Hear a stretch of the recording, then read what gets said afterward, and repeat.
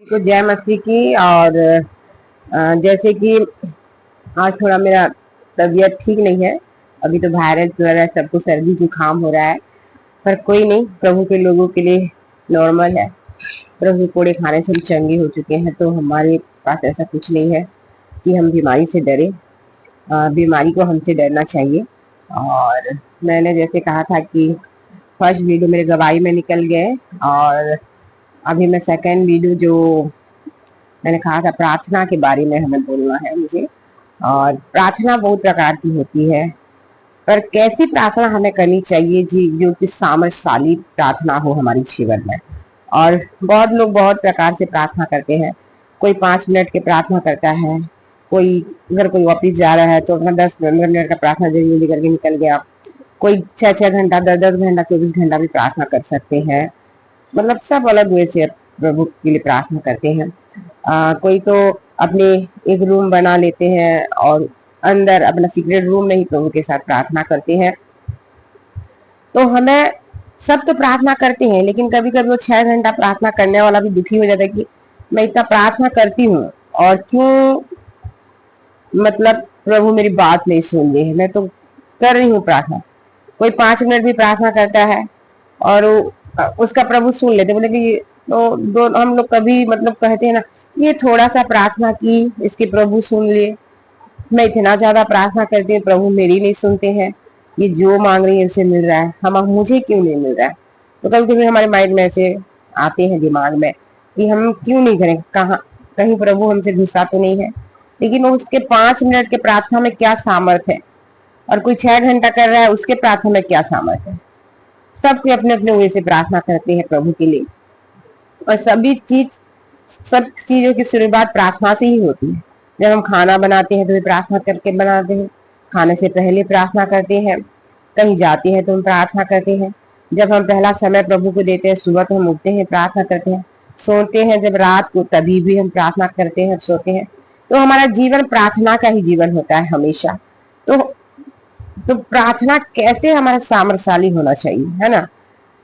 तो आज हम वो सीखेंगे, और जो मैं अपने अगुओं से सीखी हूँ वही चीज मैं आपसे शेयर करना चाहूंगी।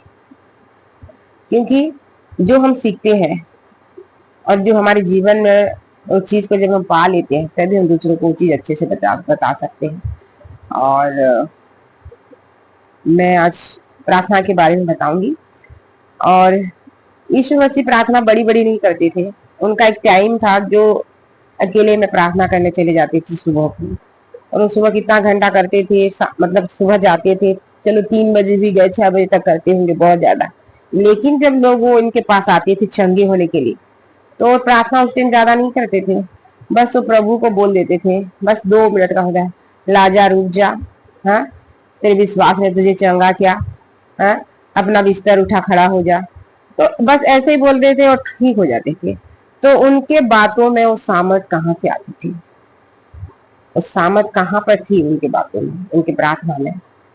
और उनको लोग जब हम करते हैं, सबसे पहले हमें एक चीज करना होगा, विश्वास के साथ हमें करना पड़ेगा।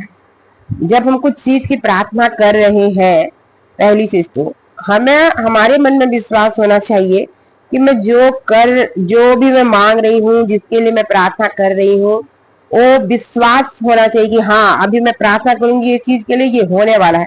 और वही विश्वास के लेके हमें प्रभु के निकट आना पड़ेगा।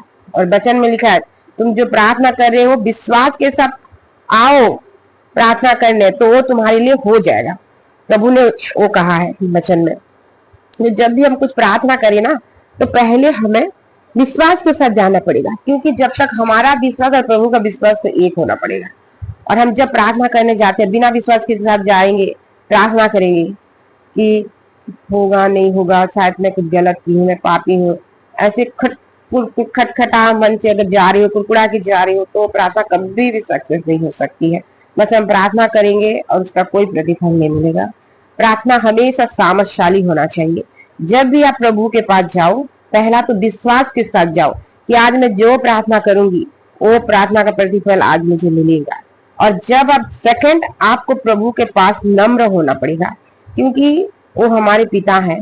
मैं भी जब पहले प्रार्थना करती तो प्रभु से संबोधित करती थी पिता को, और जब मैंने सीख लिया कि उन्होंने अपने लहू दे के हमें अपना बेटा बेटी बनाया है, अपना संतान बनाया है, तब से जब इसका मैंने जब समझ लिया, तब मैं अभी प्रभु को पहले उठते ही बोलती हूँ डैडी लव यू। और आपने मेरी मुझे जो जोई लाइफ दिया उसके लिए मैं धन्यवाद करती हूँ। और मुझे विश्वास है पिता ब्लेसर जब मेरे पास है तो आज का पूरा दिन मेरा अच्छा जाएगा। तो मैं पहले तो मेरे पिता को धन्यवाद करती हूँ। तो जब भी आप पहले जाओ प्रभु को, हर एक चीज के लिए धन्यवाद हमें देना पड़ेगा कि हम प्रभु ने हमें हर एक विपत्ति से बचाया है और आज एक नया सुबह हमें दिखा है, उसके लिए हमें धन्यवाद देना है। हमारे लिए प्रभु ने क्या क्या किया है उसके लिए हम धन्यवाद देना है। प्रभु पहले तो एक बड़ा काम प्रभु ने यही किया है कि उन्होंने अपना लहू दिया है और हमारे पापों को क्षमा किया उस क्रूस पे। तो मैं पहले ही उठते ही पहला में नहीं रहता कि धन्यवाद पिता कि मेरे पापों के लिए आप स्वर्ग छोड़ के मेरे लिए यहाँ पर आए हो और उस क्रूस पे अपना लहू बहाया मेरे लिए, मेरे पाप को धोने के लिए। इसीलिए मैं प्रभु धन्यवाद करती हूँ। प्रभु की महिमा देना है, प्रभु को महान बनाना है। हर चीज में प्रभु को हमें महान बनाना पड़ेगा, नम्र होना पड़ेगा प्रभु के सामने आके। हम प्रभु के सामने घमंड नहीं कर सकते। आते ही प्रभु से मांगना शुरू मत कीजिए। जब भी आओ प्रभु के पास, जैसे बच्चे पिता से जब उठते हैं ना, पहले सुबह सुबह उठते ही छोटे बच्चे अपने पिता से पहले थोड़ा सा प्यार करते हैं, प्यार करते हैं ना, ऐसे ही प्रभु के पास जब जाओ तो अपने पिता की बढ़ाई करो। मेरा पिता अच्छा है, मेरे पिता मेरे लिए क्या क्या किए हैं। तो प्रभु को हर एक विषय में हमें धन्यवाद देना पड़ेगा।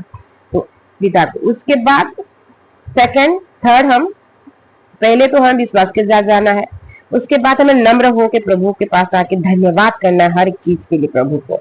और तीसरी बात, जब हम प्रभु को धन्यवाद दे दिए हैं तब आप प्रभु को अपनी प्रॉब्लम शेयर कर सकती हो कि पिता मेरे साथ ये हुआ है, या आप कुछ बीमारी के लिए प्रार्थना कर रही हो, कुछ मांगना चाहती हो, तब वो बोलो। लेकिन ऐसे नॉर्मल बोलना नहीं है, आत्मा के साथ आपको प्रार्थना करना पड़ेगा। आपको जो वचन है वचन को लेके प्रार्थना करना है। अगर कोई बीमार है तो आप कैसे जाके प्रार्थना करोगे पिता इसको ठीक कर दो, ये ठीक हो जाएगा? नहीं। जब आप प्रार्थना करो तो बोलो प्रभु को, वचन के साथ प्रार्थना करो। प्रभु आपके वचन में लिखा है ये चीज कि प्रभु आपके कोड़े खाने से मैं चंगा हो चुका हूँ, आपने मेरा सारा दर्द ले लिया है। ये शरीर प्रभु का मंदिर है, ये मंदिर कभी बीमार नहीं हो सकता, इसमें आप निवास करते हो, पवित्र आत्मा इसमें रहती है। हम बीमार नहीं हो सकते हैं पिता, क्योंकि आपने इस शरीर को खरीदा है, अपना लहू दे के खरीदा है अपने शरीर को। ये शरीर बीमार नहीं है। बीमार होने से भी बोलना है कि मेरा शरीर बीमार नहीं है। जो आप देखना चाहती हो आपको वही बोलना पड़ेगा। अब हमेशा बोलेगे मैं बीमार हूँ, मुझे ठीक कर दो, मुझे बीमार हूँ, मुझे ठीक कर दो, तो आप तो मुंह में बोल ही रहे हो कि मैं बीमार हूँ। आपको वचन को लेके प्रभु को बताना, प्रभु तेरे वचन में लिखा है तेरे कोड़े खाने से मैं चंगा हो चुका हूँ। आपकी हर एक प्रतिज्ञा हाँ के साथ आमीन है प्रभु, वचन में लिखा है प्रभु। आपने कहा है कि हम दीर्घ आयु, आपने कहा है कि हम मरेंगे नहीं हम जिएंगे प्रभु, आपकी महिमा करेंगे। आपको वचन को बोलना है प्रभु हम मरेंगे नहीं हम जिएंगे, तेरे नाम की महिमा करेंगे। जब एक मैंने गवाही सुनी एक भैया की, वो संडे के दिन आए थे चर्च में और यही वचन था कि जब आपके पास कोई वचन आए, आपका अगुआ कोई भी वचन दिया, आप घर में आके उसी वचन को बार बार बार बार मनन करते रहना चाहिए। और जब वो मनन करते करते हमारे हृदय में बैठ जाता है, तब उसका ये जो लिखित में रहता है ना बाइबल, वो लिखित में है, लोगोस में है, उसको आपको रेमा बनाना है, जीवन बनाना पड़ेगा। उसको बोल बोल के बोल बोल के बोल बोल के, वो जो प्रतिज्ञा वो सब लिखा हुआ है, प्रतिज्ञा सबको पता है लिखा हुआ है, लेकिन उसको हमें जीवित बनाना पड़ेगा, रेमा बनाना पड़ेगा, उसको अपना बनाना पड़ेगा उस शब्द को, और उसको बोलना पड़ेगा। तो मैं वो भाई की गवाही आपको बता रही थी। तब वो जब गया घर तो खा पी के अपना सो गया होगा, लेकिन वचन तो उसने सुना है। और जब हम जाते हैं ना, वचन को सुनना चाहिए। और जब आप पिता के पास जाओ तो आपके माइंड में कुछ नहीं होना चाहिए, हाँ बस कि आज संडे है, मैंने प्रभु के पास आई हूँ 2 घंटे, उसके बाद में संसार के जो कार्य है वही करना, उसी में लग जाना नहीं है। अगर प्रभु के हम सही में विश्वास में, अगर प्रभु में आत्मा में हमें बढ़ना है तो हमें प्रभु के साथ मतलब पवित्रताई में जीवन यापन करना पड़ेगा, अच्छे काम करना पड़ेगा। हम ज्योति में रह के अंधकार के काम नहीं कर सकते हैं। अगर मैं वहां बैठी और मेरा मन दूसरी ओर है तो वचन कार्य नहीं करेगा। अगर वचन को कार्यशील में लाना है तो उस वचन के साथ आपको काम करना पड़ेगा, वो वचन को जीवित बनाना पड़ेगा। तो भाई के जब पिताजी रात को उनका मतलब शरीर जब मतलब इतना सीरियस उनके पिताजी हो गए तो उनकी मम्मी बहन सब रोने लगे। लेकिन जो था भाई, वो तो वचन सुन के आया है कि बीमारी के ऊपर कैसे हम चंगाई पा सकते हैं। उन्होंने भी उस टाइम एक गवाही सुनी थी, उस गवाही के अनुसार उसने जैसे किए थे, उन्होंने भी अपने जीवन में ऐसे ही एग्जैक्ट किए कि नहीं मेरे पापा मरेंगे नहीं, जिएंगे, वो आपके नामों की घोषणा करेंगे। और उनको जब एम्बुलेंस में लेके गए अस्पताल तक, वो बंदा वही बोलता रहा कि मेरा पापा मरेगा नहीं, जिएगा, आपके नाम की घोषणा करेगा, महिमा करेगा, मेरे पापा को कुछ नहीं हो सकता। जैसे उसने वचन सुना, कैसे हमें विश्वास में वचन को बोलना चाहिए, बोलते बोलते बोलते बोलते अस्पताल तक पहुंचा। और जब उनको डॉक्टर, जब कितना सीरियस कंडीशन था, तो वहां पर भी आप जानती है आजकल डॉक्टर के पास जाओ तो भी तुरंत कुछ होता नहीं है, बहुत काम झाम होता है, उसके बाद उन लोग मतलब लेते हैं। तो वो अपने वचन में अड़ा रहा, अपने पापा को देखो सीरियस नहीं, वो वचन पर विश्वास पे खड़ा रहा कि मेरे पापा मरेंगे नहीं, जिएंगे। और जब डॉक्टर लोग बहुत सीरियस थे, डॉक्टर लोग उनको फिर जब हैंडल किए, ट्रीटमेंट दिए, फिर भी कंडीशन तो था, डॉक्टर भी बोले कि अभी सीरियस है कंडीशन, वो आके बताए नहीं आपके पापा अच्छे हैं, आप थोड़ा रिलैक्स करो। डॉक्टर ऐसे नहीं बताए, डॉक्टर ने कहा कि अभी थोड़ा सीरियस कंडीशन है और उनको आईसीयू में रखे उनके पापा को। लेकिन लड़का टस या मस नहीं हुआ, अपने विश्वास के साथ अड़ा रहा उस वचन में, उसको रेमा बनाया, उसको जीवन बनाया, जीवित बनाया उस वचन को। उन्होंने कहा मेरे पापा मरेगा नहीं, जिएगा, मेरे पापा मतलब मरेंगे नहीं, जिएंगे, आपके नाम की घोषणा करेंगे। आपने तो हमें दीर्घायु का हमें अगर ज्यादा दिन जीना है, उसका एक अलग टॉपिक है, तो हम वो बाद में बताऊंगी। बहुत सारे ऐसे वचन है, अगर कोई बीमारी आ रही है तो आप उसको बोल सकते हैं। लेकिन जो लोग बाइबल रोज रोज रोज रोज पढ़ते हैं ना, वचन अपने आप आत्मा उनको देते जाते हैं कि हमें हाँ ये वचन बोलना है, वचन ऑटोमेटिक आपके आंख के सामने आ जाएगा जब आप वचन पढ़ोगे। तो और जो हमारे अगुवे भी होते हैं, प्रभु सबको अपने मन के मुताबिक अगुवे देते हैं। तो जब हमारे अगुवे हमसे बात कर रहे हैं ना, तो आप हमें उन टाइम सीखना चाहिए कि वो क्या बोल रहे हैं, और जो बोल रहे हैं उसको उसको मतलब ओबे करना है हमारे जीवन में, और उसको अपनाना है। और हम जब तक सुनेंगे नहीं, उसको ओबे नहीं करेंगे, मतलब हार नहीं मानना है, विश्वास के साथ उस वचन में हमें खड़े रहना है, उस लिखित वचन के ऊपर, उसको रेमा जब तक ना हो जाए।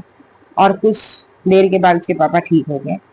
तो वचन में वो सामर्थ है, और वचन में सामर्थ है, लेकिन प्रार्थना हमें करना पड़ेगा वचन को लेके, हमें उस वचन को लेके आपको प्रार्थना करने पड़ेगा, विश्वास के साथ आपको खड़े रहना पड़ेगा। तो हम इसीलिए प्रार्थना सामर्थशाली होता है। अब बड़े बड़े दास हैं, वो इतने सामर्थशाली होते हैं, बस वो इतने सामर्थशाली होते हैं, एक ही बार में प्रार्थना करते हैं कि यीशु के नाम से बीमारी हट जाओ, हट जाता है, यीशु के नाम से ये हो जाओ, हो जाता है। क्यों हो जाता है? क्योंकि वो प्रार्थना में ऐसे सामर्थ उनके पास है। और सामर्थ कहाँ से होता है? क्योंकि वो सामर्थशाली बनने के लिए उन्होंने ऐसे जल्दी से सामर्थ अपने जीवन में नहीं पाए हैं। दास जो लोग हैं, सामर्थ पाने के लिए उन लोगों ने इच्छा अपना जाए, उत्रुष्टित हुए उस इच्छा को पाने के लिए, और उसको पाने के लिए उन्होंने सब कुछ किया है। अगर उसके सामने कुछ आया छोड़ने के लिए तो हम छोड़े हैं, लेकिन छोड़ते हैं उनको। लेकिन हमारे सामने ऐसा कुछ चीज आ गया, हम प्रार्थना कर रहे हैं, अगर नहीं ठीक हो रहा तो नहीं तो जाने दो, हम बोलते हैं। लेकिन हमें हमारा अगर कोई सीरियल अच्छा लगता है, उसी में रहेंगे नहीं, हमें कहीं जाना है घूमने, कहीं जाना है खेलने, क्यों इसी ने बुलाया है, उसी में हमारा ध्यान रहे। कहाँ कभी खत्म करो प्रार्थना। प्रार्थना ऐसे नहीं होता है। प्रार्थना को सामर्थ्यशाली बनाने के लिए हमें उसके ऊपर काम करना पड़ेगा। आपको प्रार्थना के ऊपर बैठना पड़ेगा और सामर्थ्य के साथ प्रभु को अनुग्रह के हमारी जो मसीह में ना प्रभु के लिए जीना, वो लोग सीखे नहीं, लोग बस काम को अच्छे से ले जाएगा, तो सोच समझ के देते हैं। तो पिता भी हमें वही करेगा, क्योंकि जब हम जीसस को ग्रहण कर लेते हैं, उनका डीएनए हमारे अंदर आ गया है। अब हम जब जीसस के पास आ चुके हैं, तो उनका डीएनए हमारा डीएनए बन गया है, उनका लहू हमारा लहू बन गया है। तो उन्होंने जो आदर्श हमें दिखा के गए हैं, अभी हम उन्हें पर चलना पड़ेगा। मैं इसलिए बोल रही हूँ, सामर्थशाली प्रार्थना कब कार्य करता है? जब आप जीसस पे आ गए हो, तो फिर आपको सामर्थशाली बनना पड़ेगा। सामर्थशाली बनने के लिए क्या करना पड़ेगा? वचन पढ़ना पड़ेगा। वचन क्या बोले? वचन के सुनने वाली नहीं, वचन में चलने वाली हमें मानना। सब भलाई ज्योति में, अगर हम अंधकार से ज्योति में आ चुके हैं, हमारे पास्टर जी बता रहे थे, कल फ्राइडे था, हम लोग गए थे, और बता जब आप अंधकार में ज्योति के आगे, तो ज्योति के कार्य करना है। अंधकार का कार्य और कुछ करना नहीं है। अंधकार की अब बाइबल पढ़ोगे उसमें बहुत हमारी जो है चैप्टर है, सभी चैप्टर में आपके मतलब क्या है अंधकार के कार्य, क्या है आपके ज्योति के कार्य, सब लिखा हुआ है। क्या भले काम जितने भी है ज्योति के कार्य है, लेकिन जितने भी शैतान का कार्य वो अंधकार में होता है। चोरी करो, व्यभिचार करो, कोई भी काम करो, हर एक चीज अंधकार में होता है और अंधकार में शैतान काम करता है। इसीलिए तो हमें रात को प्रार्थना करने के लिए क्यों कहते हैं, क्योंकि शैतान उस टाइम बहुत प्रबल रहता है, इसीलिए उसके ऊपर जय पाना है तो हमें रात को प्रार्थना करनी चाहिए, आत्मा में बैठ के प्रार्थना करना चाहिए। और शैतान ऐसे सामर्थ्यशाली व्यक्ति के आगे शैतान भी डरता है, वो भी उसके पास नहीं आ सकता। उसको पता है बंदे के पास क्या है। हमारा हथियार है बचत, हमारा हथियार है प्रार्थना, और इसके जरिए हम शैतान को हरा सकते हैं। इसीलिए वो हमें ये करने नहीं देगा, वो हमें वचन पढ़ने नहीं देगा, वचन का ज्ञान ज्यादा आप लोगों को जानने नहीं देगा। उसको पता है, इसको पता चल गया तो स्ट्रांग बन जाएगा। अगर प्रार्थना भी हो, अगर हम अच्छे से करने लग जाएंगे तो वो सोचता है कि हाँ प्रार्थना कर रहे हो तो कोई फर्क नहीं पड़ता, लेकिन जब वो सामर्थ्यशाली प्रार्थना करोगे उसको फर्क पड़ेगा, क्योंकि उसको पता है अभी मेरा कुछ यहाँ दाल गलने वाला नहीं है। तो आपको सामर्थ्यशाली प्रार्थना करना पड़ेगा अपने जीवन के लिए, ऐसे नॉर्मल प्रार्थना नहीं कर सकते। मेरा भाई सुबह उठ के बस 10 मिनट अपना प्रार्थना कर लिया, क्या करता है पता नहीं मुंह से, अरे चिल्ला चिल्ला के प्रार्थना करना है आपको। मैं अपने करूं, और जब आप आलोक में मतलब जब आप अंधकार के सारे कार्य को जब छोड़कर जब आप जब आप ज्योति में आ गए हो, और ज्योति के काम जब आप कार्य भले काम जब आप कर रहे हो, भले काम बहुत सारे हैं, भले भले के काम जब आप भले के काम कर रहे हो, प्रभु के वचन के अनुसार जब चल रहे हो, प्रार्थना में आप हो, और तब आप प्रार्थना 2 मिनट भी करो, 5 मिनट आप सामर्थ्यशाली ऑलरेडी हो सामर्थ्यशाली, तो आप जब 5 मिनट भी प्रार्थना करोगे ना प्रभु सुनेंगे। लेकिन आप इतने सारे पाप करके आएंगे, किसी को मार के आएंगे, किसी से गुस्सा करके आएंगे, किसी को मुंह से गाली दे के आए होंगे, इस मुंह से हाँ घमंड वाली बातें करके आए होंगे। हाँ अपने जीवन में कभी आपने बाइबल नहीं पढ़ा होगा, 5 मिनट बाइबल पढ़ा या किसी का सुन लिया है, 2 मिनट का प्रार्थना किए, 10 मिनट का प्रार्थना किए, और आप प्रभु से मांगोगे ये दो ना दो, तो मेरे भाई ऐसा अभी प्रभु से मांगता है, अगर नहीं मिला तो फिर प्रभु को कुलकुलाने लग जाता है, प्रभु मैंने आपको ग्रहण किया, आप मुझे पूछ रहे थे। नहीं होता ऐसे कि प्रभु हमारा वो नहीं है क्या बैंक कि जब चाह मैं तुझे ग्रहण की मुझे पैसा निकालना है एटीएम, वो नहीं है मेरा पिता। मेरे पिता के पास आना है पवित्रताई से, भले काम अगर हम हमारे जो वचन में सिखा रहे हैं, जो आदर्श के ऊपर जो सिखाया उसके ऊपर अगर हम चलेंगे, डेफिनेटली 2 मिनट भी आप प्रार्थना करो, बस इतना भी बोल दो पिता आपको मेरा हर चीज पता है, आप ही मुझे देने वाले, विश्वास के साथ। और जो मैंने एक्सपीरियंस करती हूँ ना मेरी लाइफ में, वही आप लोगों के साथ शेयर कर रही हूँ। तो जब आप अच्छे वे से चलोगे, प्रभु में रह के जब आप अच्छे वे से चलोगे, उनके भलाई के काम को करोगे, तब आप 5 मिनट भी प्रार्थना करो, प्रभु सुनेंगे, क्योंकि आप गलत नहीं हो, प्रभु के वे से चल रहे हो। हाँ लेकिन आपका प्रार्थना, मुझे पता है कि जितने भी कोई एक दिन प्रार्थना ना करे, खाना ना खाए वो चल सकता है, पर प्रार्थना कर बिना की कोई नहीं चल सकता, क्योंकि प्रार्थना के जैसे मछली पानी के बिना जीवित नहीं रह सकती, ऐसे प्रार्थना के बिना हम मसीह तो कभी भी नहीं रह सकते हैं। और थोड़ा सा प्रार्थना करके भी कोई सेटिस्फाई तो होते नहीं है। प्रार्थना अगर आप आत्मा में टंग में अगर प्रार्थना करो ना, बुद्धि और आत्मा दोनों में प्रार्थना, बुद्धि में 5 मिनट कर सकते हैं, 10 मिनट कर सकते हैं।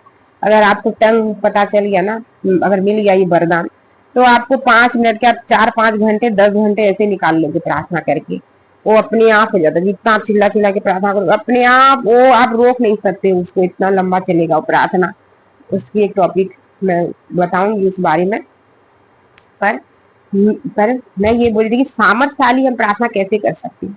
पहले तो मैंने जैसे बताया, जब आप प्रार्थना करो विश्वास के साथ आओ प्रार्थना करने के लिए। सेकंड, आप नम्र होके प्रभु के पास आके प्रभु ने जो भी किया हमारे लिए उनको हमें पहले धन्यवाद देना है। और तीसरी, हमारी सारी बातों को जब हम प्रार्थना में लाते हैं तो वचन के ऊपर रख के उसको बताना पड़ेगा पिता को कि तेरे वचन में लिखा है पिता, ये है, ये प्रतिज्ञा है पिता परमेश्वर, आपने प्रतिज्ञा की, ये वचन में लिखा हुआ है प्रभु तेरे वचन में। उस लोगों स्वर को रेमा बनाना है पिता परमेश्वर, क्योंकि आप सच्चे परमेश्वर हो। क्योंकि प्रभु ने वचन में, आई थिंक अभी मुझे भर से याद नहीं आ रहा है, पर बाइबल में है कौन से कलीसिया में, मतलब वो लिखा हुआ है कि अपने मुंह के अंगीकार को थामे रख, क्योंकि जिसने प्रतिज्ञा की है वो जिंदा खुदा है। तो हम जो अंगीकार कर रहे हैं दिखाई ना दे, भले एक दिन हो, 2 दिन हो, 3 महीना लग जाए, 1 साल लग जाए, दिखाई ना दे, सिचुएशन विरोध में क्यों ना हो जाए, विश्वास के साथ हमें उस वचन में खड़े रहना पड़ेगा। अपने अंगीकार को आपको ठंडा करना नहीं है। जब जल रहे हो तो जलते रहो, उसको प्रतिदिन जलते रहो आग की तरह, उसको थमने मत दो। अगर थम गए तो थम ही जाओगे। तो जब आप वचन में, जब कोई वस्तु को आपने अंगीकार में बोल दिया है मुंह से, तो उसको थामे रखना है। क्योंकि मेरा पिता जो जिंदा खुदा है, वो मुर्दों में से जी उठा है, वो मरा हुआ नहीं है, वो जिंदा खुदा परमेश्वर है, उसकी एक भी सब प्रतिज्ञा हाँ के साथ आमीन है। तो हमें उसको थामे रखना पड़ेगा, उसको छोड़ना नहीं है। मैंने जो प्रार्थना की है वो पिता मुझे देंगे तो देंगे, ये विश्वास होना पड़ेगा। कर्म के बिना, बोलते हैं ना, विश्वास मृत्यु है। अगर बस विश्वास के साथ आप काम में नहीं ला रहे हो, रुक जा रहे हो, तो वो मरा हुआ विश्वास है। विश्वासी लोग कभी भी थकते नहीं है, निराश नहीं होते, वो दृढ़ रहते हैं। मैं भी, जो मैं बोल रही थी ना पॉलिसी, मैं भी बोल रही थी, होगा तो होगा, नहीं होगा, मसीह में सब बातें मिलकर भलाई उत्पन्न करती है, जो होगा। मेरे पास अभी भी कोई चीज हो, कोई भी घटनाएं घटे मेरे जीवन में, मैं एक ही शब्द आता है मेरे जीवन में, मसीह में सब बातें मिलकर भलाई उत्पन्न करती है। मुझे निराश होना नहीं है। अगर हो रहा है तो मेरे भले के लिए है, नहीं हो रहा है वो भी मेरे भले के लिए है। तो आपको विश्वास के साथ, दृढ़ता के साथ, मतलब जड़ पकड़ना है, वचन में प्रार्थना करना है। ऐसे नहीं रट रटा के आए, सुन लिए। आधे लोग है पूरा बहुत, मैं तो पहले लोग जब प्रार्थना करते थे ना, तो मैं सुन रही थी इतने अच्छे से प्रभु बात करते हैं, इतनी सुनते होंगे ना, और हमें तो प्रार्थना करना है। प्रभु अच्छे से प्रार्थना करें कि गलत से प्रार्थना करते, ये नहीं देखते हैं। प्रभु किस, मतलब आपके हाथ को देखते हैं, कितने विश्वास के साथ, कितने प्रत्यक्षताई के साथ, कितने वचन में चल के तुम प्रार्थना कर रहे हो, भाई प्रभु वो देखते हैं। तो जब आप प्रार्थना करो ना, सामर्थशाली प्रार्थना होनी चाहिए, और सामर्थशाली प्रार्थना ही आपके प्रभु सुनेंगे और कार्यशील होता है अपने जीवन। एक बार आप करके देखो सामर्थ के साथ वो प्रार्थना। ऐसे ही नाम के लिए नहीं, मुझे रोज अगर बोला गया, हमारे पास्टर ने बोला है सुबह उठना है, मुझे प्रार्थना करना है, 5 मिनट प्रार्थना कर लिया, 5 मिनट बराबर कर लिया, प्रेजिंग 5 मिनट कर लिए, 10 मिनट बस हो गया, 15-20 मिनट में सबको वाइंड अप कर दिया। फिर अब दिन भर अपने जगत में रह गए, और फिर आए, फिर शाम को जो विश्वासी परिवार होते हैं फिर एक साथ बैठ जाते हैं, फिर 5-10 मिनट प्रार्थना कर लेते हैं, सबके 2-4 गीत गा लेंगे, फिर प्रार्थना कर लेंगे, टॉपिक के ऊपर बात करेंगे। ऐसे प्रार्थना नहीं होता। एक समय आपको देना पड़ेगा प्रभु के साथ। वो आपके पिता अभी बन गए हैं, अभी प्रभु नहीं है, अब वो क्लोज हो गए हो आप लोग, तो पिता को एक समय देना पड़ेगा आप लोगों को। उनके साथ समय दोगे तभी वो प्रभु आपको समय देंगे ना। सामर्थशाली बनने के लिए आपको भी प्रभु को सामर्थ मांगना पड़ेगा। क्यों? प्रभु के वचन के अनुसार हमें चलना पड़ेगा। गलत करके आप प्रार्थना नहीं कर सकते हो, गलत करके आप वचन में नहीं चल सकते हो। गलत का तो कोई जगह ही नहीं है, आपको छोड़ना पड़ेगा। अगर सामर्थशाली प्रार्थना चाहते हो, सामर्थ के काम अपने जीवन में चाहते हो, प्रभु का सामर्थ अपने जीवन में देखना चाहते हो, बड़ा होना चाहते हो, तो भाई आप लोगों को प्रभु के बताए हुए उस नक्शे कदम में चलना पड़ेगा, तब आप सामर्थशाली बन सकते हो। अगर नहीं चल रहे हो, बस सुनने वाले बन गए हो, तो नहीं होगा। प्रभु ने अगर बोल दिया है कि जब वो बड़े बड़े चंगे होते हैं, बड़े बड़े बीमारी, कैंसर क्यों होती है? वो सामर्थ के काम है। उन्होंने ऐसे दिया है प्रभु को समय, तभी उन लोगों ने ऐसे सामर्थ पाए हैं, तभी उनके द्वारा उनके बड़े बड़े काम हो रहे हैं। और वो हम भी कर सकते हैं। हमें भी वो प्रभु में चलना पड़ेगा, और प्रभु को जो बताए गए रास्ते पे चलना पड़ेगा, वो सबसे बड़ी बात है। और प्रभु में रह के अगर हम पाप कर रहे हैं तो हमसे कोई सामर्थ के काम होने नहीं वाले हैं। हम मसीह हो या विश्वासी हो या बपतिस्म ले रखा हो, जो भी करो, सामर्थशाली होने के लिए प्रभु के साथ समय बिताओ, वचन में खड़े रहो, पवित्रताई जीवन जियो, तभी होगा। पवित्रताई जीवन ये मतलब नहीं कि बस पवित्र काम करो, ये नहीं है। हर प्रकार की भलाई, जो आदरणीय है, जो सत्य है, जो मनभावनी है, जैसे मैंने कल बताया था मेरे गवाही में, फिलिपियों 4:8 आप पढ़ लीजिए। उसमें जो जो अच्छा काम है वही करो, बुरा काम ना करो। बुरा काम करके इस एक ही मुंह से खारा पानी, एक मुंह से मीठा पानी कैसे आ सकता है? इस मुंह में गाली देके, इस मुंह में घमंड की बातें करके, इस मुंह से प्रार्थना करो तो आपकी प्रार्थना को सुन लेंगे। इस मुंह से अनुग्रह वाक्य निकलना चाहिए, नम्रता झलकनी चाहिए, प्रभु के काम हमारे जीवन में दिखने चाहिए, तभी प्रभु भी कार्यशील है। प्रभु और हमें एक होना पड़ेगा। प्रभु जो सिखाए है उसमें हमें एग्री करना पड़ेगा, तभी वो सामर्थ्य काम हो सकते हैं। और वचन को मैं यही समाप्त करूंगी, और मैं चाहती हूँ 3 लोग भी सुने होंगे, शायद आशीषित हुए होंगे। और अगर मैं जो सीखी रहती हूँ मेरे पास्टरों से, मैं वो आपके साथ बस वही मैं साझा कर रही हूँ। तो अगर मस्ती में आ गए हो तो जैसे हमारे पास्टर जी बताते हैं, अंकित जी, आ गए तो पूरे आ जाओ, आधे अधूरे मन से मत आओ, ना तो ना आओ। गर्म हो तो गर्म रहो, या ठंडे हो तो पूरे ठंडे हो जाओ। बीच में रहने वाले को प्रभु उल्टी कर देंगे। प्रकाशित में लिखा है ना, एक कलीसिया को बोल रहे हैं, तुम नरम या गर्म मत बनो, जो भी बनना है गर्म तो गर्म बने रहो या नरम तो रहो। एक चीज हमें डिसाइड करना पड़ेगा। अगर आपने मसीह को चुन लिया है तो आपको एक चीज तो डिसाइड करना पड़ेगा। यहाँ रहना तो बस यही के कार्य करना है, भलाई के काम। अगर यहाँ रहना है तो अब दोनों नाव में सवार होके हम नहीं कुछ कर सकते हैं। तो प्रार्थना, सामर्थशाली प्रार्थना करने के लिए हमें प्रभु में यहाँ रखती हूँ, और आशा करती हूँ कि आप सब आशीषित रहेंगे। जय मसीह।